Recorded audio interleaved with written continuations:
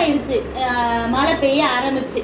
அப்போ வந்துட்டு அவங்களுக்கு வந்து தெரியாது இல்லையா, வெளியே வந்துட்டு கொஞ்சம் மழை சத்தம் குறைஞ்சோன்னா உள்ளக்க சத்தம் கேட்காது இல்லையா. அப்போ வந்துட்டு என்ன செய்யறாங்கன்னா, காக்கா இருக்கு இல்லையா, மேலே மட்டும் ஒரு ஜன்னல் இருக்கும், அதை திறந்து விடுறாரு நோவா.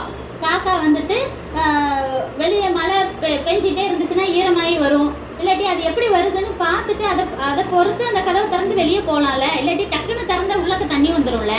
அதை வச்சு என்ன செய்யறாங்க, ஃபர்ஸ்ட் எதை விடுறாங்க, காக்காவை விடுறாங்க. அப்ப காக்கா என்ன செய்யுது, போகுது வருது போகுது வருது.